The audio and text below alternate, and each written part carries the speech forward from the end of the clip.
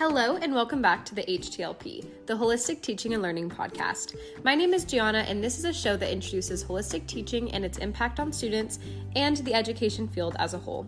From students to educators and beyond, we learn what holistic learning is all about.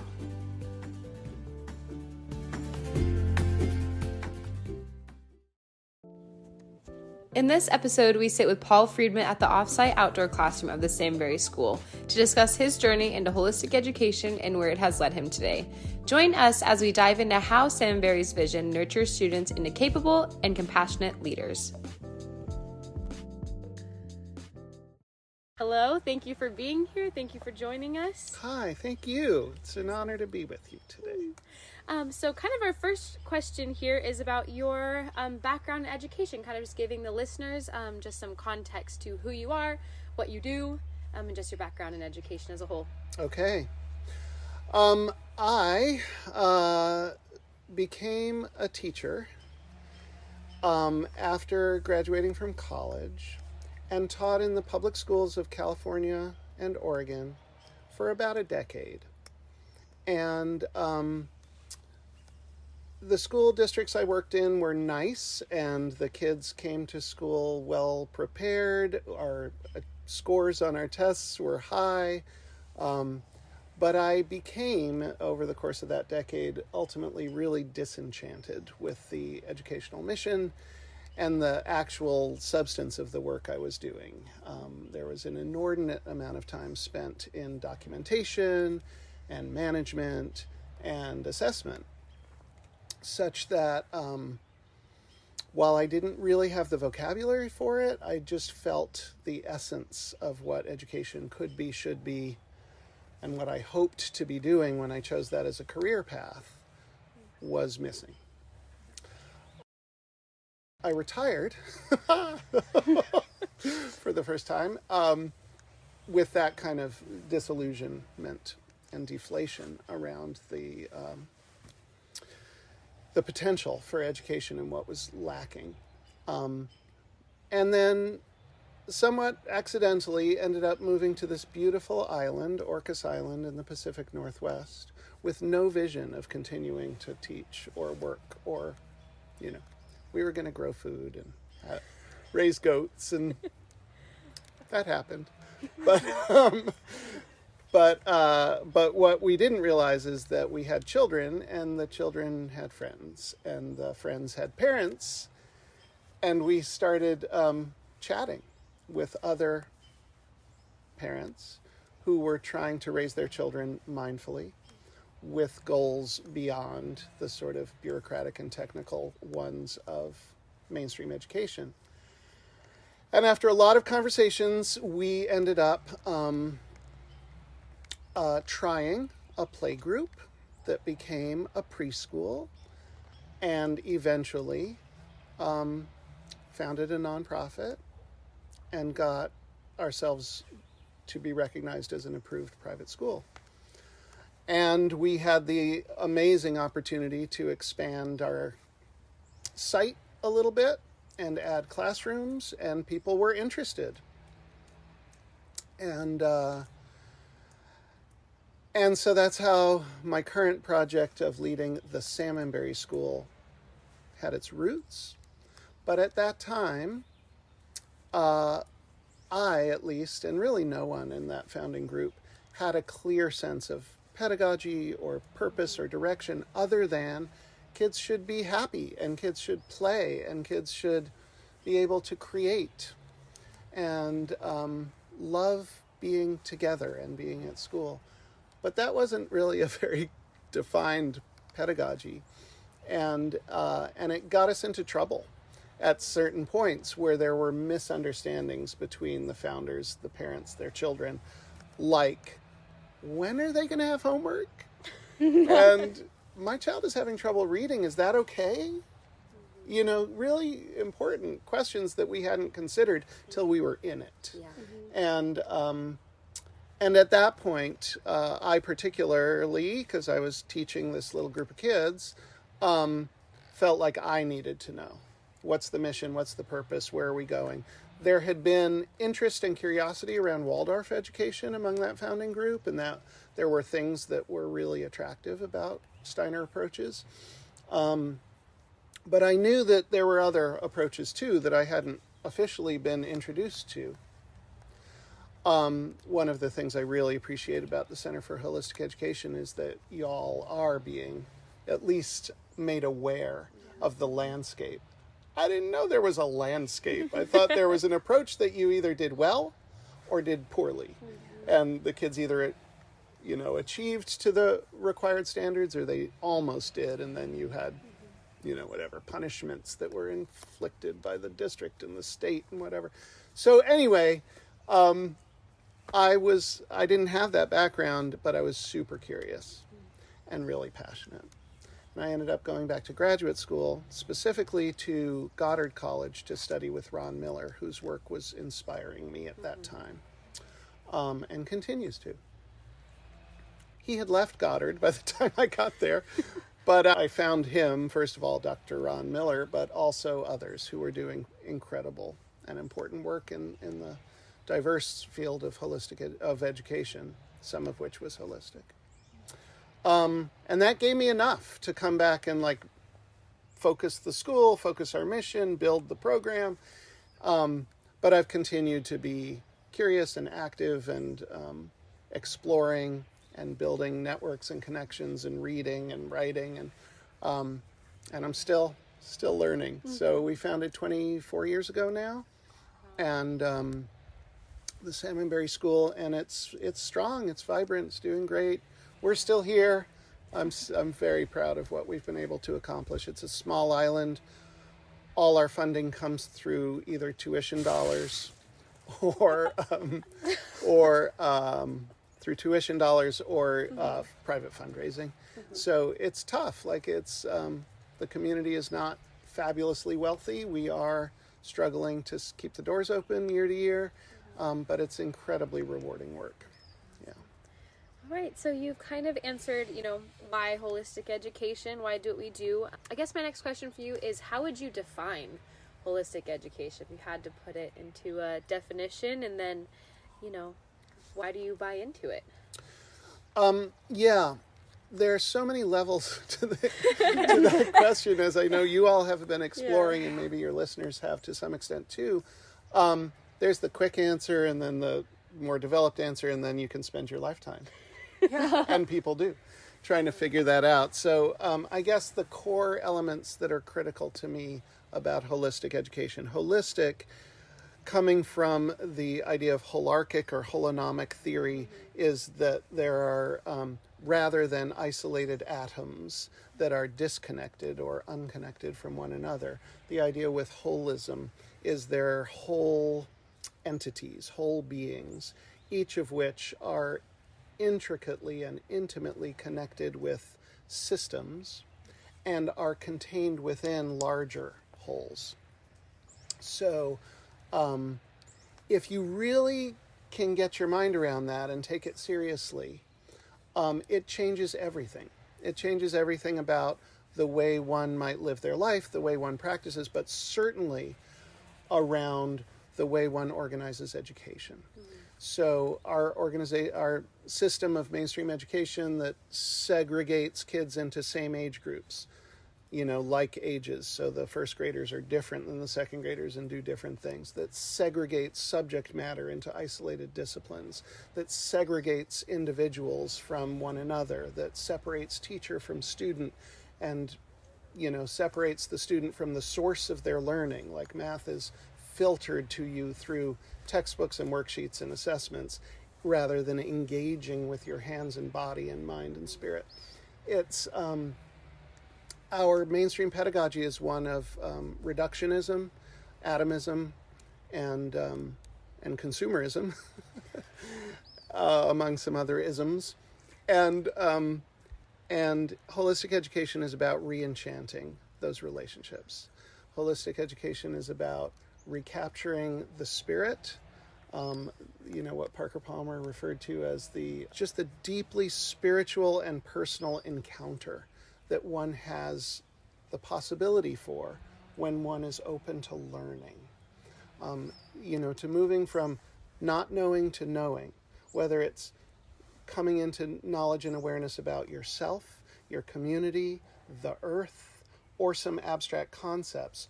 All of those journeys could be, should be, of a deep nature, that includes spirit. One way people talk about holistic education is mind, body, spirit, head, heart, hands. That too, but that's not all. Like, yes, we should be getting kids involved with their hands. There should be experiential learning. Yes, they should be thinking big thoughts and not only memorizing, but also synthesizing and integrating and applying their learning. But, and there should be a social emotional component too, the heart part. But it's also more than that. It's about, to me, holistic education, I guess, is a pedagogy of connections. That everything is connected, that all of us are connected, that everything has an essence worthy of being in connection with and being in deep relationship with. And it really is profound when you apply those ideas to, let's say, education, as it would be to healthcare or other fields as well. Why do I continue to be involved and committed to advancing the pedagogy? I guess there's two answers to that. One is the push and one is the pull.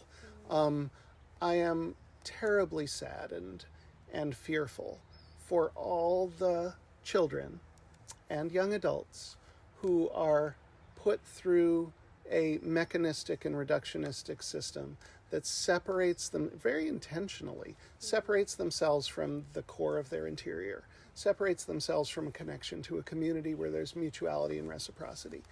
It's I'm really sad for those people, which is most people, and we're seeing the symptoms that are coming out of that kind of disconnection.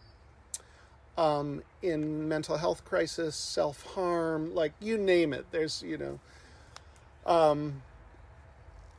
all kinds of anxieties and just distrust and self-loathing is a terrible, sad outcome, not only of our approach to education, but I think as an outcome of our approach to consciousness, what it means to be a human.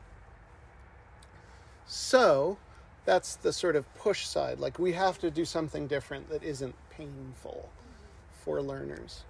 But the pull side, the reason that I get so excited about this work is that when you commit to it and you're living in it, and today we were on the campus of Salmonberry School together, the four of us, and for example, as we walked out the gate to begin this interview, I got to engage with some 5-year-olds who were just awe and inspired gazing at the clouds in the sky and giving language and poetic verse almost to what they were seeing.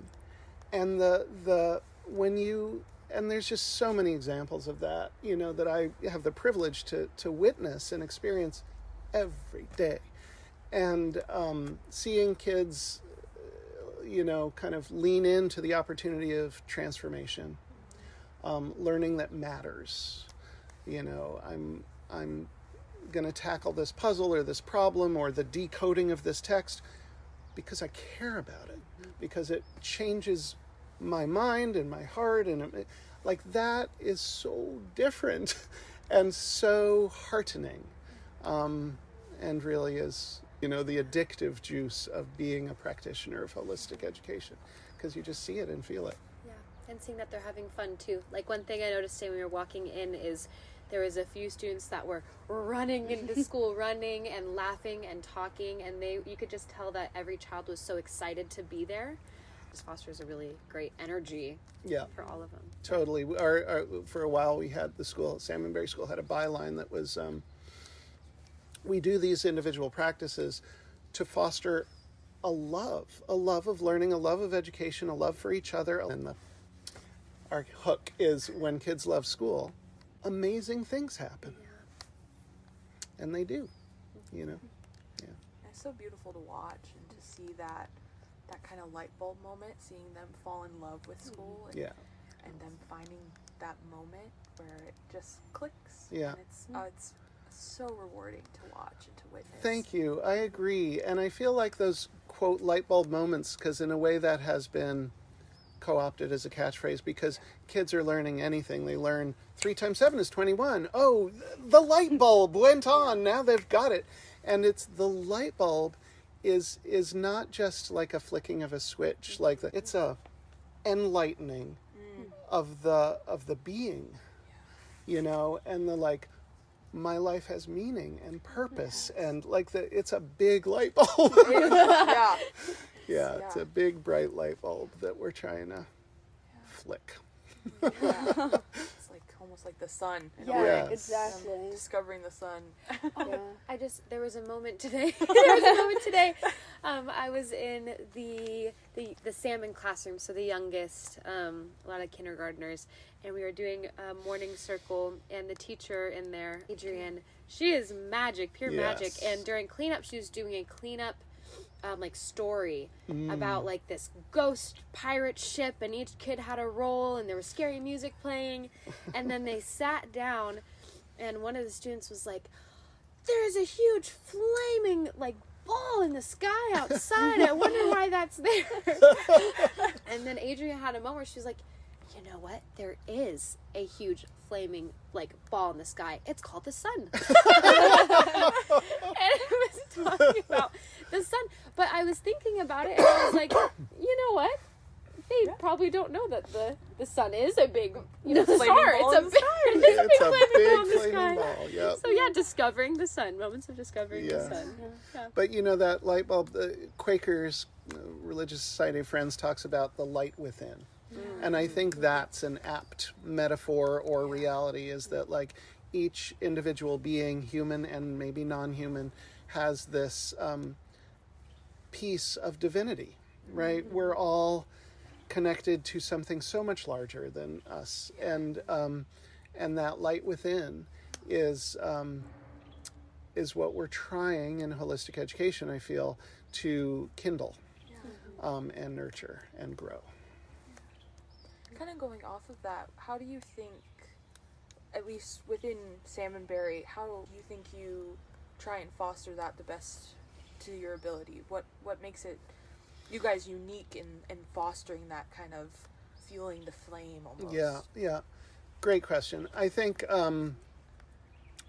again, there's multi-facets to answering that, but I think one aspect is just intimately knowing and being in relationship with each individual child. And again, this is anathema to the mainstream approach to education. If you're one teacher teaching 30 kids, or in secondary school teaching 180 kids, and 30 kids are coming and going with every time the bell rings every 37 minutes, how can you have that kind of intimate connection that could possibly even notice that there's a light within or a flame within? And so that's one part, is keeping student-teacher ratio down, classes small, having multiple years with the same teacher. Like, why 9 months? Who decided that was the optimal amount of time for a relationship to develop? It's insane.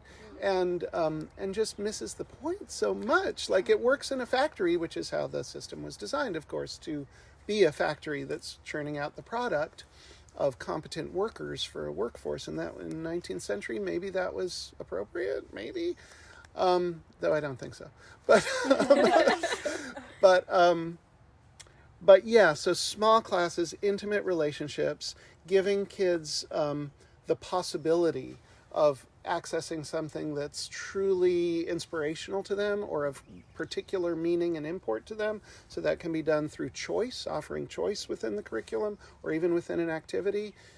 It can be done by the teacher carefully designing the environment or the units of study that they know are going to capture this child's imagination or these 10 children's imagination. Or like your example of Adrian and the ghosts and the pirates, like that wasn't just a random, oh, let's talk about lions. Like obviously there had been kids who are talking about whatever, their dreams or an image they saw in a book, and she's like, ooh, I can see the intensity of feeling behind that. Let's bring that into the curriculum, right? So so those are a couple examples anyway of how we kind of try to do that, to light that flame. Yeah, and I know at the conference we kind of talked about your interest with holistic leadership, and I was wondering if you could kind of touch on that and how you're inspiring students at your school as well with leadership and how to be leaders going into this world, and there's a lot happening right now, and how do we foster that in that aspect? Great. Thank you. My particular research over the past year, so I'm in the dissertation phase of my doctoral studies, so I've had an amazing opportunity to travel the world and visit some extraordinary schools, and with the intention of observing leadership. And my study, though it's not the extent of leadership and doesn't speak to all of your question, but my study is around the leaders of schools. So if you believe these kinds of things are true in terms of your work with kids, that kids should be engaged head, heart, and hands, that kids should have choice, that kids should have community, that kids should connect to nature, and then you find yourself as a leader of an organization, is it true, I think it is, that those same principles can and should apply to your leadership as well? And how does that work? How can you be a leader who is leading holistically, a school that's teaching holistically? Because I think all organizations should really have that kind of alignment. It doesn't have to be holistic, but whatever your sort of worldview is, that should be embodied throughout on every level of the organization. So that's been my particular study, and I could talk a long time about that. But your other question is, what about the kids, and what about leadership on the youth level? And yes, I think it's really important. I think that again, the traditional view of children in education, their rightful role is not to lead. It's clearly to do what they're told and to follow and to unquestioningly fit in and do the thing they're expected to do. Leadership involves the courage to ask questions and make decisions for oneself, and if possible, as often happens when you're doing those things of asking good questions and making decisions for yourself, you bring others with you. And so I think at Salmonberry School, a few things. One is, again, back to the multi-age classrooms. So we often have 3 grade levels in a single room, which some teachers would find scary or unwieldy or confusing. Like, that's a lot of curriculum to master, a lot of developmental levels. How are you going to meet everyone's needs? But it opens up the possibility for so many cool things. One of which is kids go through sort of a 3-year cycle, not every kid every time, but often, where they, in year 1 in a new classroom, are big, wide-eyed, like taking in the world, trying to figure out how to do the thing of being a kid in this 3rd and 4th and 5th grade class. And then they move to a kind of role of competence and confidence.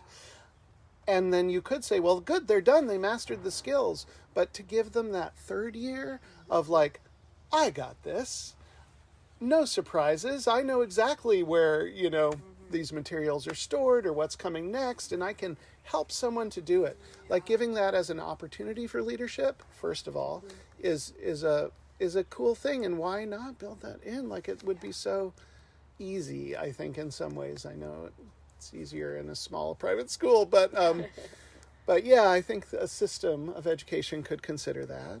And then also just being intentional about the values of the school, that we are reinforcing, we're working with the kids to collaborate on agreements within each community within each classroom, where like it's important to be a great listener. And not just to close your mouth and open your ears, but to actually, like, you know, from a like core reflection kind of listening, deep listening, and or generative listening.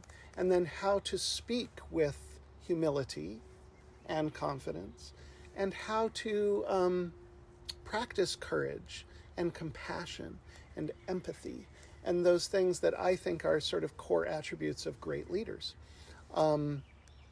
So, yeah, scaffolding all of those things depending on the developmental age of the kids and their readiness. But yeah, it's definitely on the minds of our teachers to make sure that we are building towards the possibility of leadership as a learning outcome, which you'll never see in the Common Core standards. You know, they're beginning to be like social emotional learning is coming into the Common Core. Mindfulness practices are being practiced in a range of school settings. But yeah, in terms of like, we want to cultivate little people who are growing into bigger people, who are asking critical questions and who are listening with kindness and compassion. Like, there are certain things that are just never gonna, I don't know, maybe they'll someday, but we're a long way from seeing that in the educational mainstream. Definitely. So to wrap things up really quickly, I know you through the Holistic Education Review. Yeah. And so we just published our newest issue. What would you say would be the best article for someone to read if they're just getting into holistic education? Okay. And they need inspiration or guidance on where to begin? Okay, I'm going to answer that question, but I'm going to back up and Okay. I'll answer it in 4 minutes. First, I think listeners should know that the Holistic Education Review has been on the landscape since holistic education has been a thing. So 1988, the founding of the Holistic Ed Review by Ron Miller and some colleagues, really was the first arena that gave specific and intentional voice and venue to amplify the discourse around the principles of holistic education. They started publishing in 1988 as a quarterly journal and continued in various iterations, eventually becoming an online journal till 2015. You can find on EBSCO these days some issues of the subsequent journal Encounter, Education for Meaning and Social Justice, that grew out of the Holistic Education Review. But that journal folded in 2015, and at that time I was serving as a contributing editor for that journal. And for 5 dark years, there really was no dedicated place to advance the scholarship around holistic education.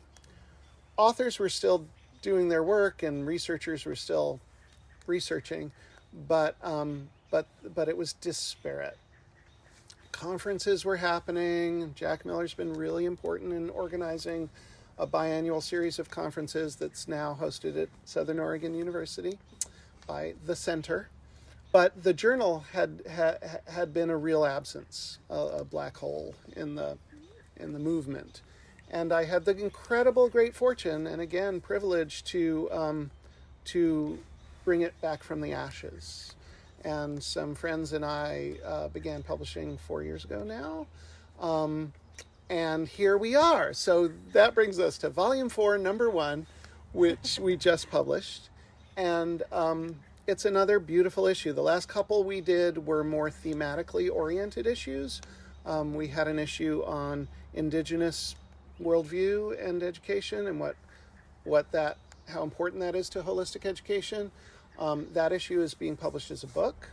It'll be out in July under the title Kinship Worldview. 17 Indigenous scholars reflect on holistic education, on going deeper with holistic education. Four Arrows and I are co-editing that volume.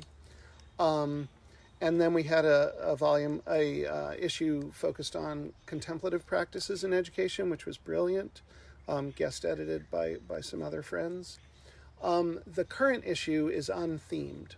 So it's a little bit more of a sort of patchwork, and it was important for us to provide an outlet for the random and, intentional focused. I don't mean random in a bad way, but, range of content that we'd been getting in the form of manuscripts.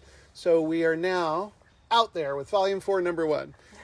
Now to answer your question. I'm particularly enamored with 2 pieces. So I know you asked for 1, but I'm going to give you 2. And this is biased, and everyone will find their own favorite, I hope. Please do take time and look. But I love the conversation, again, I had the tremendous privilege to have with Margaret Wheatley. So she and I had a dialogue, first by email and then on Zoom, that we recorded and did very little editing. Margaret Wheatley has been one of the really important voices in leadership studies, and has worked in a huge range of settings with hugely diverse communities.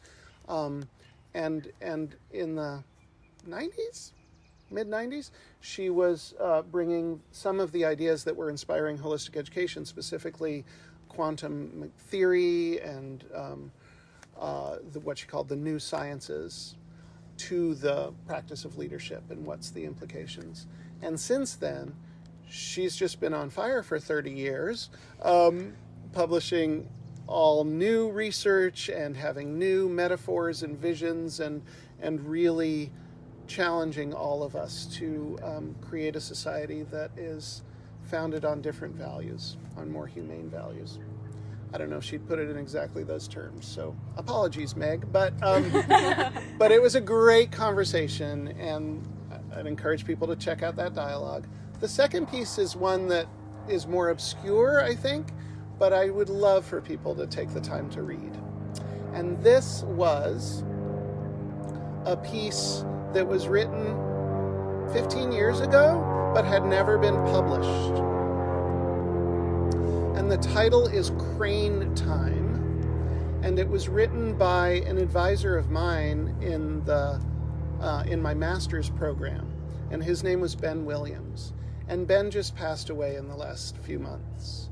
And I connected with his wife, Libby, looking for this article that he had shared with me 15 years ago. And I'm like, for me, it was really a transformative piece of beautiful poetic prose. And I was expressing my condolences and sadness around Ben's passing. And Libby said, I think I have that article. And so her is so proud to share it with you all. But it's a beautiful piece. It's not, on first read, you might think, well, what does this have to do with holistic education? It's a metaphor. It's a parable, really. And Ben was, I'm going to tell this story, it'll take 2 minutes. Ben was Harvard educated, and he was passionately interested in nature studies and experiential learning, and birding in particular. And he got funding partly through the Audubon Society and he was a real pioneer in this. Now you might see programs like this around. Not at that time. He converted a school bus with university students and hit the road. And they traveled around the United States, visiting different cultures and communities and nature sites. And so he was just an innovator. And in this piece, he talks about coming to sort of a fog-enshrouded lake site that they were hoping would reveal a huge population of migrating cranes. It's like this stopover place on the migratory route. And they didn't see anything because it was foggy. And the weather was terrible, and they waited and they waited, and they started getting kind of depressed and resigned to, oh, well, we're not going to see anything here. We need to move on.